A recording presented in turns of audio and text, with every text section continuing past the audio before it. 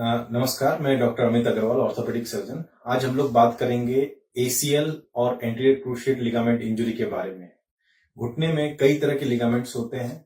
आप ये देखेंगे, ये जो आगे की तरफ होता है इसको हम लोग एसीएल बोलते हैं, और पीछे की तरफ जो होता है उसको पोस्टीरियर क्रूशिएट लिगामेंट और पीसीएल बोलते हैं। साइड में दो कोलेटरल लिगामेंट्स होते हैं। अंदर की तरफ जो होता है उसको मिडिल कोलेटरल और एमसीएल बोला जाता है, और बाहर की तरफ एलसीएल या लैटरल कोलेटरल लिगामेंट्स होता है। और दो गद्दियां भी होती हैं जो हम लोग मेनिस्कस बोलते हैं या वॉशर बोलते हैं। तो कोई भी घुटने की जब लिगामेंट इंजरी होती है तो most common injury anterior cruciate ligament या एसीएल की होती है। ये तीन तरह की होती है, ग्रेड 1, 2 एंड 3।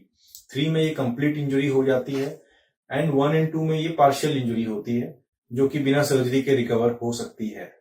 इसमें सिम्टम्स क्या होते हैं? स्पेशली ये स्पोर्ट्स खेलते समय होता है। जब आप फुटबॉल खेलते हो, क्रिकेट खेलते हो, या फिर स्टेयर्स से स्लिप कर गए या पैर आपका ट्विस्ट कर गया, तो ये लिगामेंट बहुत कॉमनली टूट जाता है। रिलेटिवली ये वीक होता है कंपेयर टू पीसीएल। इसमें सिम्टम्स आपको होंगे, बहुत दर्द होगा, उसके साथ स्वेलिंग भी हो सकती है, और आगे जाके जब आप देखोगे कि पैर आपका बैलेंस नहीं बन पा रहा है, जो स्टेबिलिटी है घुटने की वो खत्म हो जाती है, और पैर आपका बिल्कुल कॉन्फिडेंस नहीं होगा। आपको बार बार लचकेगा पैर, या सीढ़ी चढ़ते समय या तेजी से चलते समय आपको काफी डिफिकल्टी होगी चलने में। इसका परमानेंट सॉल्यूशन सर्जरी ही है। सर्जरी में हम दूरबीन से इसको नया रिकंस्ट्रक्ट करते हैं। जो मोस्ट कॉमनली हम लोग दो तरह के ग्राफ्ट लेते हैं। एक तो हैमस्ट्रिंग ग्राफ्ट होता है जो कि यहीं से पेशेंट के पैर से ही लिया जाता है, एंड उसको दूरबीन से ऑपरेशन करके दो ड्रिल करके उसको फिक्स कर दिया जाता है बायो स्क्रू के साथ।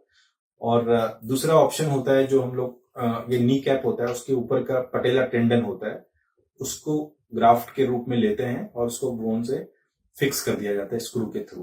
तो ये मोस्ट कॉमनली, और भी कई तरह के ग्राफ्ट होते हैं, बट ये मोस्ट कॉमनली प्रोसीजर होता है। इसके बाद रिहैबिलिटेशन की जाती है, 1-1.5 महीने की रिहैबिलिटेशन होती है, patient back to square one हो जाता है। Thank you.